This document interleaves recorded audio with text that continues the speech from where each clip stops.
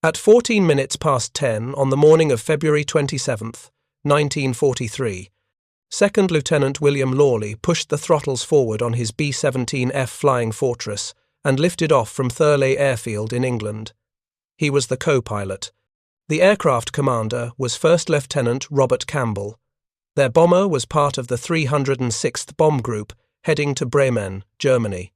The mission was to strike U-boat construction facilities that were building submarines faster than the Allies could sink them. The B-17F they flew that morning was nicknamed Little Willie. Olive drab paint, 4 Wright Cyclone engines producing 6,400 horsepower combined, 1350 caliber machine guns, and a bomb load of 4,000 pounds. It was the most heavily defended bomber in the American arsenal, built to fly through walls of anti-aircraft fire that would destroy any other aircraft. Before we jump back in, tell us where you're tuning in from, and if this story touches you, make sure you're subscribed because tomorrow I've saved something extra special for you. Campbell and Lawley knew how to fly it. They had completed 8 missions over Germany.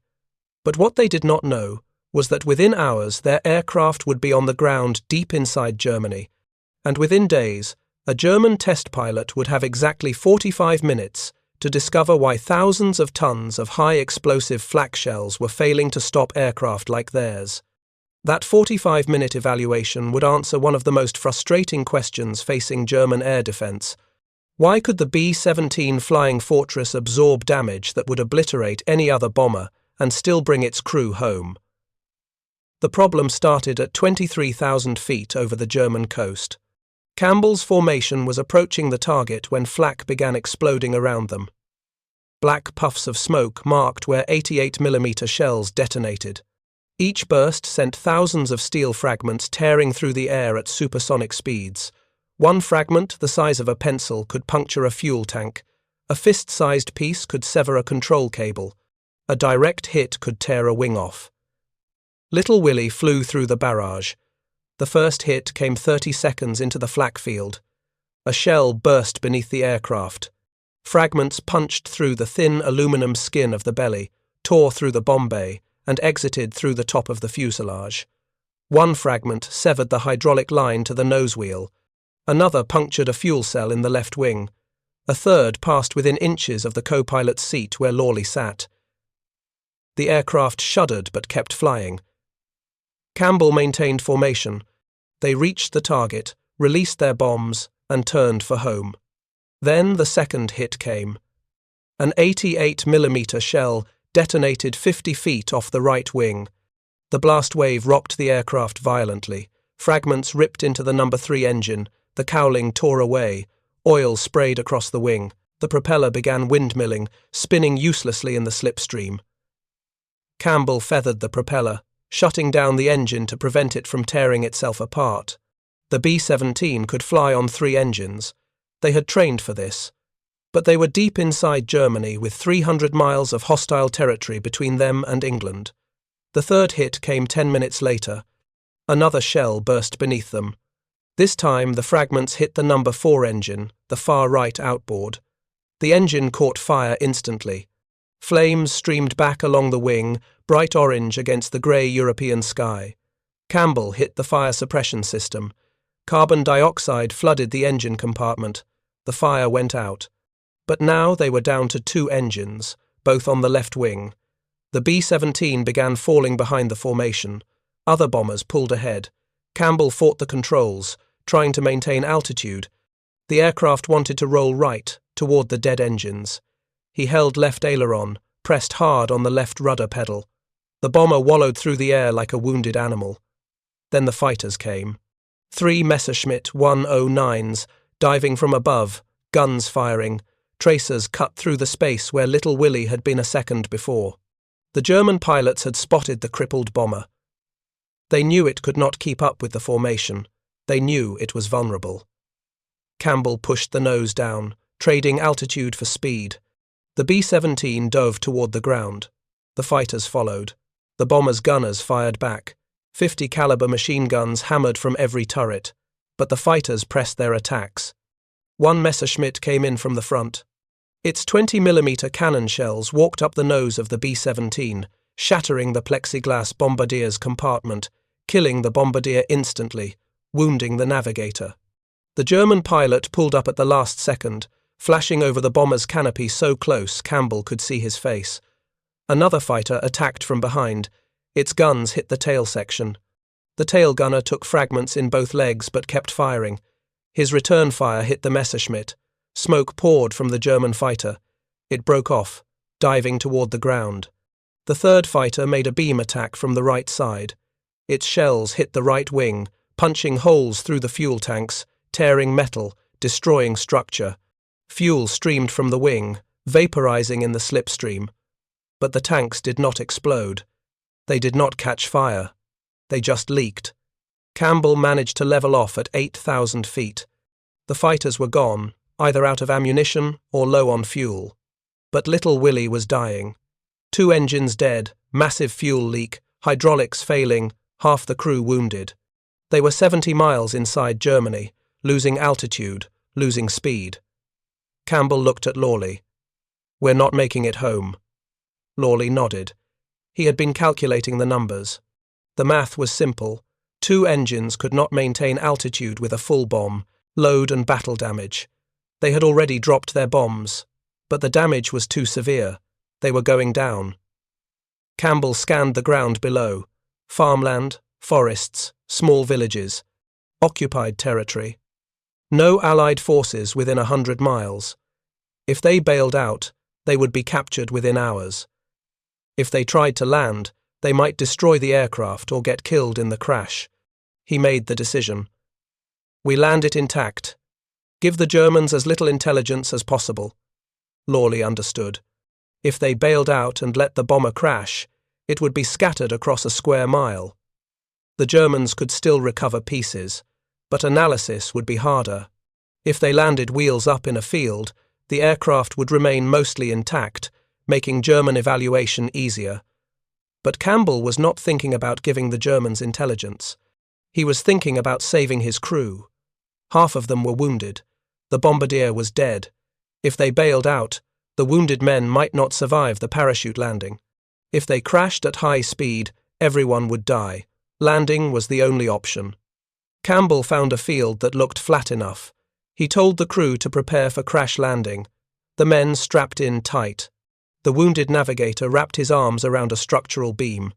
The tail gunner, bleeding from both legs, braced himself in his turret.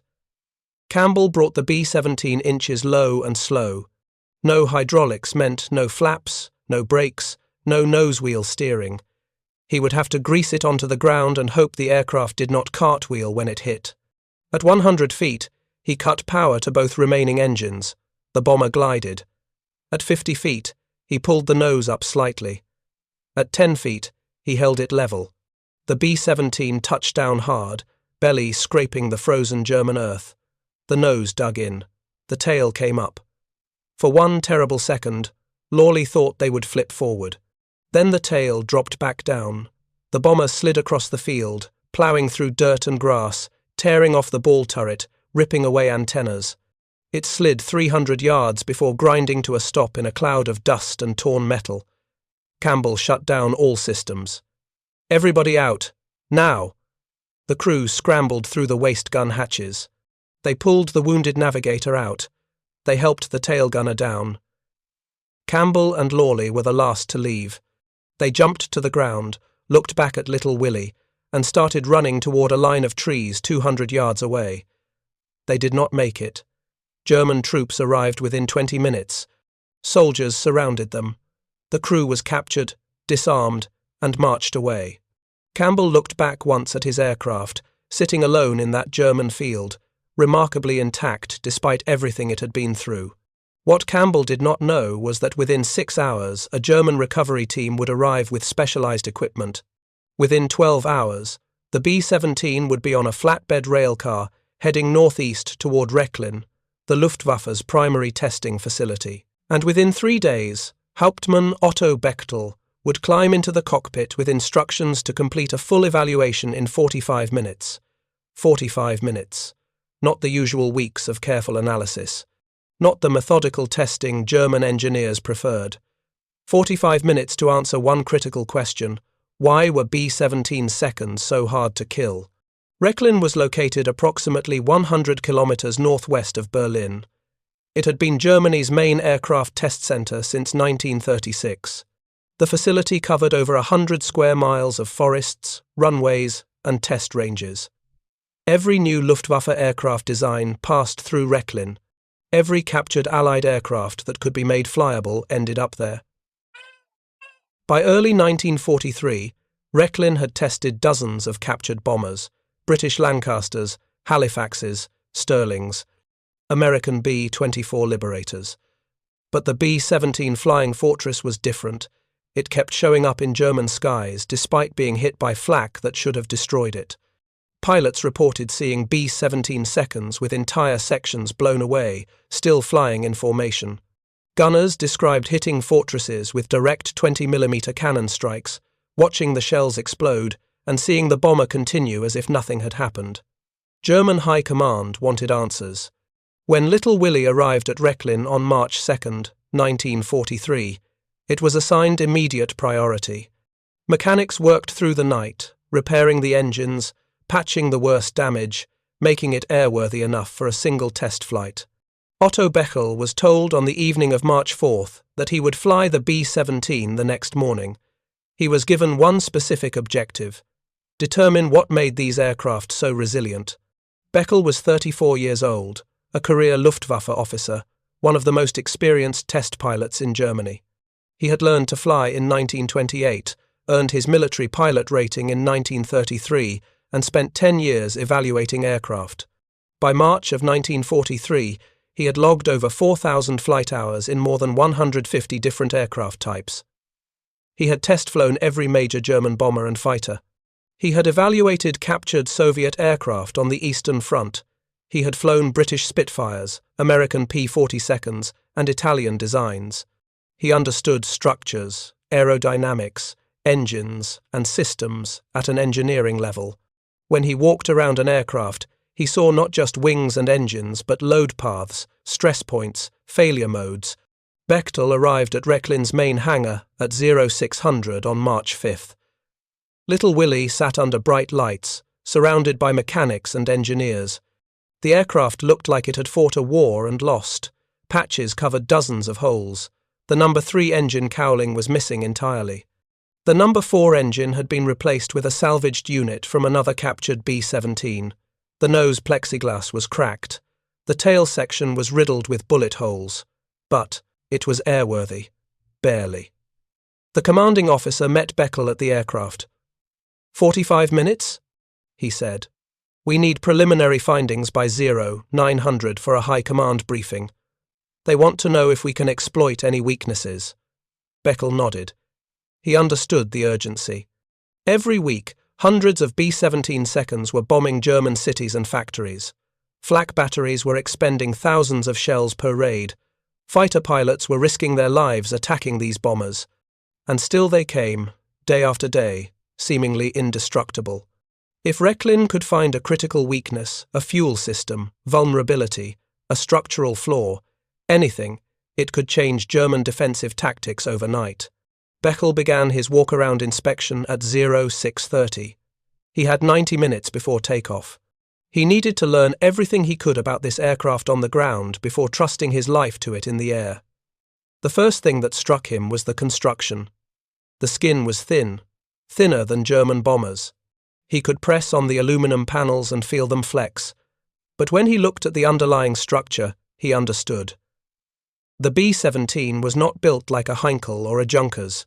German bombers used heavy frames and thick skin panels, building strength through mass. The B-17 used a different approach. Lightweight frames, closely spaced, with thin skin stretched over them. The strength came from the geometric arrangement of the structure, not from the weight of individual components. It was smarter engineering, lighter, more efficient. Bechtel examined the damage. Some holes had been patched, others were left open for him to study. He found places where flak fragments had punched clean through the aircraft, in through the belly, out through the top. The fragments had passed through empty space in the fuselage, missing everything critical. Telling and preparing this story took us a lot of time, so if you are enjoying it, subscribe to our channel. It means a lot to us. Now, back to the story. He found other holes where fragments had hit structural members. The frames were dented, bent, but not broken. The damage was local. It did not propagate. A hit on one frame did not weaken the adjacent frames. The structure was compartmentalized, designed so that damage in one area did not cause catastrophic failure elsewhere. Bechtel moved to the wings. The left wing had taken multiple hits. He could see patched holes in the fuel tanks. He asked one of the mechanics about it. Self-sealing tanks, the mechanic said. When the fragment punctures the outer wall, a layer of rubber inside the tank swells when it contacts fuel and air together. It seals the hole within seconds. Bechtel had heard of self-sealing fuel tanks. German aircraft had them too, but he had never seen them on an aircraft that had been hit this many times. He counted 8 patches on the left wing tanks alone. 8 punctures, 8 automatic seals. If these had been standard tanks, the wing would have been trailing fire and fuel vapor. The aircraft would have exploded. He examined the engines. The mechanics had replaced number 4, but number 3 was the original engine, the one that had been hit by Flak. Bechtel could see where fragments had punctured the cowling, ripped through cooling fins, and damaged the oil cooler. Yet, according to the flight logs, that engine had kept running long enough for Campbell to shut it down safely and feather the propeller. German engines were powerful, but they were also sensitive. A single oil line rupture could seize a DB-601 or a BMW 801 within minutes. The American Wright Cyclone seemed more forgiving. Bechtel made a note to test engine-out handling characteristics if time permitted. He climbed into the aircraft through the waist gun hatch. The interior was cramped, utilitarian, covered with cables, oxygen lines, and ammunition tracks, but it was also compartmentalized. The bomb bay divided the fuselage into forward and aft sections. Bulkheads separated the cockpit from the nose. Armored plates protected critical crew positions. Bechtel moved forward to the cockpit.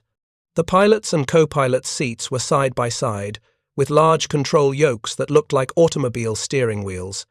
Throttles, mixture controls, and propeller pitch levers were mounted on the center console. The instrument panel was straightforward, arranged logically. He studied the controls for 30 minutes, noting the positions of critical systems, fuel selectors, hydraulic controls, electrical panels, engine gauges. Everything was labeled in English, but Bechtel's technical English was good enough to understand the systems. At 0800, he climbed into the pilot's seat. The mechanics had briefed him on starting procedures. Number 1, engine first, the far left outboard, then number 2, the left inboard, then number 4, the right inboard. Number 3 was still damaged and would remain shut down. Bechtel engaged the starter on number 1. The massive Wright Cyclone turned over slowly, coughed, and caught. Blue smoke poured from the exhausts. The engine settled into a rough idle. He repeated the process for engines 2 and 4. All 3 engines ran. He checked the gauges. Oil pressure normal. Temperatures rising slowly. Fuel flow steady. The aircraft vibrated slightly, but nothing felt dangerous. He tested the flight controls. The yoke moved smoothly. Ailerons, elevators, rudder, all responded correctly. At 0815, Bechtel released the parking brakes and began taxiing. The B-17 was heavy, over 30 tons, even without a bomb load. Steering on the ground required differential braking and careful throttle management. He taxied slowly, getting a feel for the aircraft's ground handling. At 0830, he reached the runway. He ran through the pre-takeoff checklist from memory, based on what the mechanics had told him. Flaps set to 15 degrees, trim tabs neutral, fuel mixture rich, propellers full forward. He pushed the throttles forward. The 3 working engines roared. The bomber accelerated slowly at first, then faster. At 80 miles per hour, Bechtel eased the yoke back. The nose lifted. At 95 miles per hour, the aircraft lifted off. Gear up. The B-17 climbed away from Rechlin. Bechtel levelled off at 8,000 feet and noted the time. 0840. He had exactly 45 minutes before he needed to land and report his findings. He began his evaluation immediately. First test. Engine out handling. With number 3 already shut down, he throttled back number 1 and feathered the propeller, simulating a second engine failure. Now, he had 2 engines running on the right wing, none on the left. The aircraft immediately tried to roll left and yaw left. Beckel countered with right aileron and right rudder. The B-17 held steady. It required constant control pressure, but it flew. He noted that with only 2 engines, both on one wing, the bomber was still controllable. That was remarkable. Most aircraft would be uncontrollable in this configuration. He restarted number 1 and moved to the next test, structural integrity under stress. He rolled the aircraft into a steep turn, pulling 3 Gs. The wings flexed visibly. He could see them bending upward from his position in the cockpit. But they did not crack. They did not fail. When he relaxed the pressure, they returned to normal shape. He tried a dive. Full throttle, nose down. The bomber accelerated rapidly. The airspeed indicator climbed past 250 miles per hour, approaching the aircraft's maximum safe speed. Turbulence began buffeting the airframe. Beckel noted a slight vibration in the controls, but nothing dangerous. He pulled out of the dive smoothly. The structure held. Next test. Damage tolerance. He could not inflict new damage while flying, but he could evaluate how the existing damage affected performance. He noted that despite dozens of patched holes, the aircraft flew normally. The drag from the holes was minimal. The damaged areas did not cause vibration or control problems. He examined the fuel system by running engines on different tanks and noting consumption rates. The self-sealing feature appeared to be working perfectly. None of the tanks were losing fuel despite having been punctured during the combat mission. German intelligence had suspected American bombers used self-sealing tanks, but seeing the system work after multiple hits was different from reading reports. Beckel spent 10 minutes evaluating defensive armament positions. He moved through the aircraft while holding altitude with trim tabs, examining the gun mounts, the ammunition feeds, the fields of fire. The B-17 had guns everywhere: nose, top turret, ball turret, tail, waist positions. A German fighter attacking this bomber would face defensive fire from multiple angles simultaneously. He noted that the gun positions had armor plating and the gunners had overlapping fields of fire. The design forced attackers to approach from angles where they would be vulnerable to defensive guns. Smart defensive design. At 0910, Beckel checked the time. 15 minutes remaining. He returned to the cockpit and made notes on a kneeboard while flying. He documented handling characteristics, structural observations, fuel system performance, everything he had discovered. The single most important finding was clear. The B-17 Flying Fortress was designed to survive damage, not avoid it. German bombers tried to be fast or heavily armed or well-armored in critical areas. The B-17 took a different approach. It assumed it would be hit and designed systems to keep functioning after being hit, self-sealing fuel tanks that plugged themselves. Redundant control systems so that if one cable was cut, another could still move the control surface. Compartmentalized structure so that damage in one area did not spread. Engine mounts that allowed engines to be shut down and feathered without creating uncontrollable asymmetric thrust. At 0920, Beckel turned back toward Rechlin. At 0925, he entered the landing pattern. At 0930, he touched down smoothly and taxied back to the hangar. Total flight time, 47 minutes. He had exceeded his allocated time by 2 minutes, but he had the information High Command needed. Beckel shut down the engines, climbed out of the cockpit, and met with the commanding officer and a group of engineers. He spoke for 15 minutes, describing everything he had observed. His conclusions were documented immediately and prepared for the 0900 briefing. The report Beckel delivered that morning contained several critical findings. First, structural redundancy. The B-17 used closely spaced light frames rather than heavy, widely spaced frames. Damage to one frame did not compromise adjacent frames. A German bomber hit in the same place might suffer cascading structural failure. The B-17 absorbed the hit locally and continued flying. Second, self-sealing fuel system. The rubber-lined fuel tanks sealed punctures automatically. German flak and fighter cannon fire could puncture the tanks, but unless they caused catastrophic explosion through direct detonation inside the tank, the leaks sealed themselves within seconds. The aircraft could return home with dozens of patched holes in its fuel system. Third, engine durability. The Wright Cyclone engines could sustain significant damage and continue operating long enough to be shut down safely. German engines seized rapidly after oil system damage. American engines seemed designed to tolerate abuse. Fourth, defensive armament integration. The 1350 caliber machine guns were positioned to create overlapping fields of fire. German fighters attacking from any angle faced defensive fire. The only relatively safe approach was head-on, which gave the attacker less than 2 seconds of firing opportunity before having to break away to avoid collision. Fifth, crew protection. Armor plating at critical crew positions, self-sealing fuel tanks that prevented fire, compartmentalized design that allowed crew members in one section to survive, even if another section was destroyed. The aircraft was designed to bring its crew home alive. The strategic implications were clear and disturbing for German forces. Flak could hit B-17 seconds, fighters could damage them.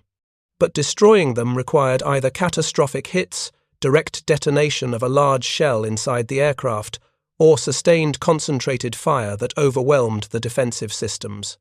German 88mm flak guns fired high-explosive shells with timed fuses. The shells detonated near the target, sending fragments outward. Those fragments could puncture skin, sever cables, damage engines. But against the B-17's compartmentalized design, fragments usually caused local damage that did not bring the aircraft down. German fighters carried 20mm and 30mm cannons, powerful weapons, but they had to get close to American bomber formations bristling with defensive guns. A fighter pilot might get 1 or 2 passes before having to break off. In those brief firing opportunities, he had to hit critical systems, engines, cockpit, control surfaces, with enough force to cause catastrophic failure. The B-17's redundancy made that difficult. Beckel's report concluded with a sobering assessment. The Boeing B-17 represents the most damage-tolerant bomber design currently in service with any air force. Its structural philosophy differs fundamentally from German design approaches. We build aircraft to be strong through mass. They build aircraft to be resilient through redundancy. Against the threats we can deploy flak and cannon fire, their approach is proving superior. The report was classified and distributed to Luftwaffe fighter units, flak commands, and aircraft designers. It did not change the outcome of the air war. German forces could not suddenly redesign their aircraft or develop new weapons in time to counter the B-17 effectively. But it explained what they were facing. German flak batteries continued firing thousands of shells at American bomber formations. They scored hits, they killed crews, they damaged aircraft. But the percentages were devastating for Germany. In early raids in 1942, before long-range fighter escorts were available, American bomber losses sometimes reached 10% or higher. Those losses were unsustainable, but by mid-1943, after the introduction of better tactics, fighter escorts, and operational experience, American losses dropped to 3 to 5% even on heavily defended targets. The B-17's durability was a major factor. Aircraft that would have been lost in 1942 limped home in 1943. One of the most famous examples of B-17 durability came just 6 weeks after Beckel's test flight. On April 17, 1943, a B-17F from the 322nd Bomb Squadron named Old Baldy took off for a raid on Bremen. The aircraft was hit by flak during the bomb run. One shell exploded directly beneath the aircraft, tearing a hole in the fuselage 5 feet wide. The hole was so large that the waist gunner was nearly sucked out before grabbing a support beam. With a 5-foot hole in the fuselage, Old Baldy should have broken apart from structural failure. Instead, The pilot maintained control. The aircraft flew 200 miles back to England. The crew landed safely. The bomber was repaired and flew 46 more combat missions before the war ended. Another example. In May of 1943, a B-17 from the 379th Bomb Group was hit by German fighters over France. 20mm cannon shells destroyed the nose section, killing the bombardier and navigator. More shells hit the cockpit, wounding both pilots. The co-pilot was incapacitated. The pilot, though wounded, maintained control with one hand while using his other hand to hold pressure on his own wounds. The top turret gunner climbed down from his position, pulled the unconscious co-pilot out of his seat, and took over co-pilot duties despite having no pilot training. Together, the wounded pilot and the untrained gunner flew the B-17 back to England. The pilot talked the gunner through every control input. They landed safely. 8 men survived because the aircraft stayed flyable despite catastrophic damage to the forward fuselage. Stories like these circulated through both American and German forces. American crews gained confidence in their aircraft. They knew the B-17 could take punishment and bring them home. That psychological factor was as important as the technical capabilities. Crews who believed their aircraft could survive flew more effectively, took calculated risks, and pressed attacks even under fire. German pilots and flak gunners faced the opposite psychological effect. They knew that hitting a B-17 did not guarantee killing it. They knew they might fire an entire ammunition load into a fortress and watch it fly away.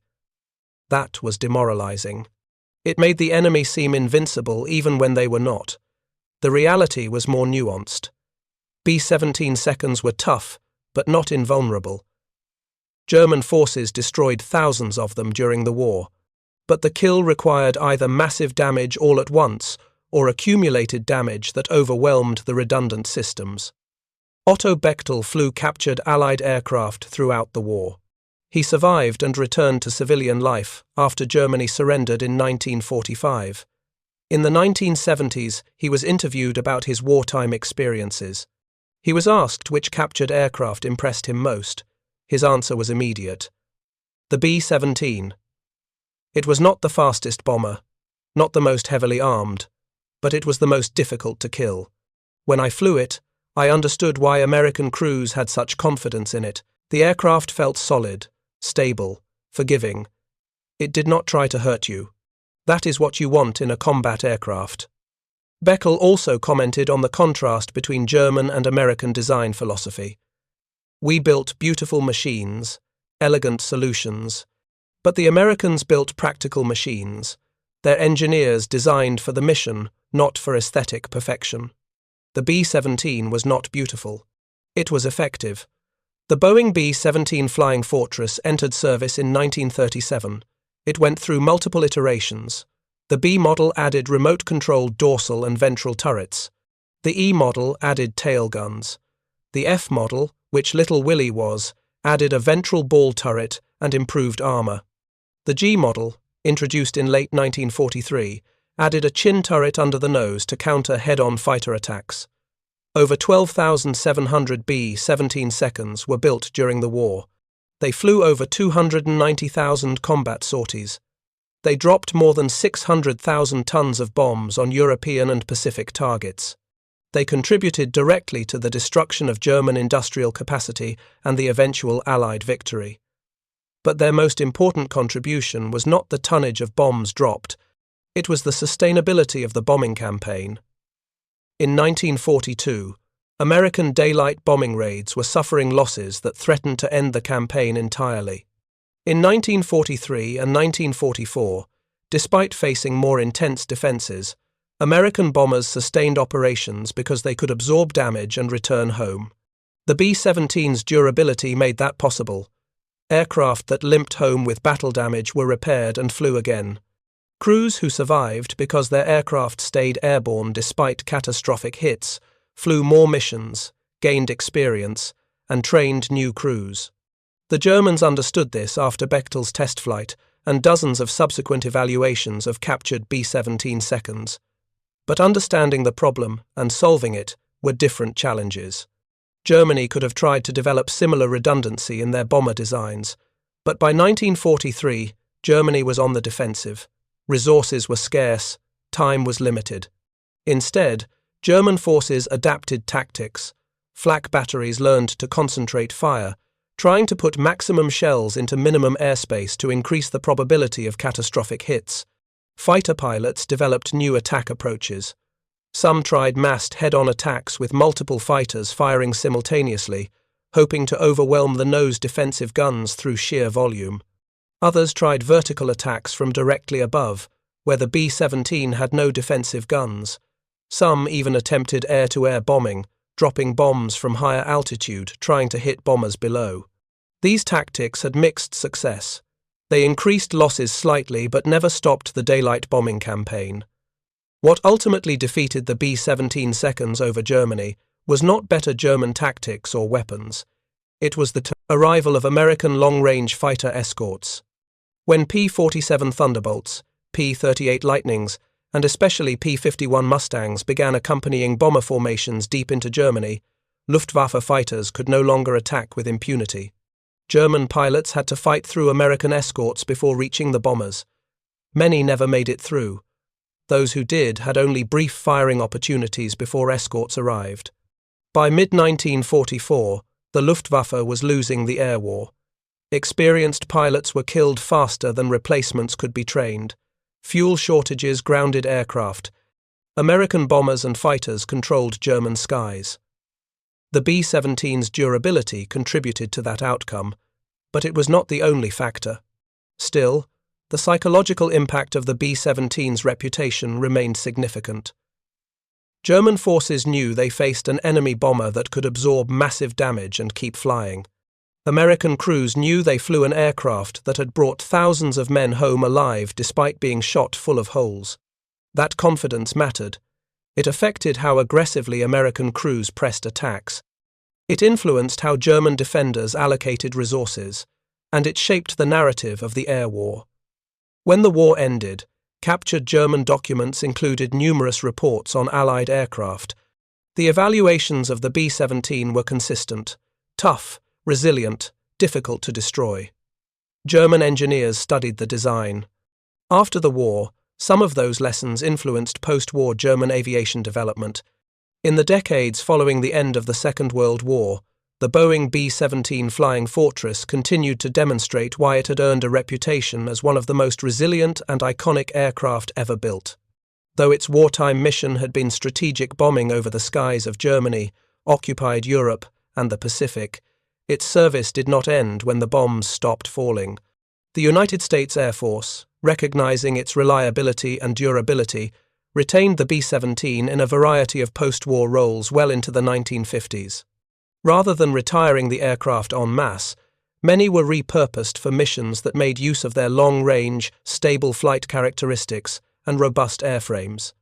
Some B-17s were converted into search and rescue platforms, redesignated SB-17 Dumbo aircraft. They were equipped with lifeboat pods, flares, medical supplies, and radios, and they flew long overwater missions to locate downed airmen or stranded civilians. Others became drone controllers, serving as motherships that guided unmanned aircraft remotely for use in weapons testing and aerial target practice. Still others were modified into electronic warfare and reconnaissance platforms during the early years of the Cold War, used to collect signals intelligence along the borders of the Soviet Union and Eastern Bloc countries. In a testament to their longevity, some B-17s continued flying into the 1960s, long after newer jets had taken over most military roles. Even as aviation advanced into the supersonic era, the rugged old Flying Fortress still found ways to serve. Today, only a handful of B-17s remain airworthy. These few surviving aircraft are more than machines. They are flying monuments, preserved and maintained by devoted organizations and volunteers who dedicate thousands of hours to keep them operational. They appear at air shows across the United States and occasionally overseas, their 4 radial engines rumbling across the skies, offering living history rather than static museum display. Volunteers meticulously restore original parts, fabricate replacements, and apply historically accurate markings, ensuring each aircraft tells its own story, whether it flew over Schweinfurt, Regensburg, Berlin, or Tokyo.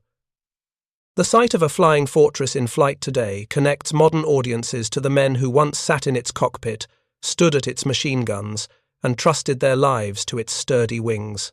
That trust was no accident. In March of 1943, German Luftwaffe engineer Otto Bechtel was assigned a rare opportunity to conduct a 45-minute technical evaluation of a captured B-17, nicknamed Little Willie. By 1943, German fighter pilots had already reported that the American bombers were unusually difficult to shoot down. But anecdotal impressions were not enough for German high command. They wanted to know why.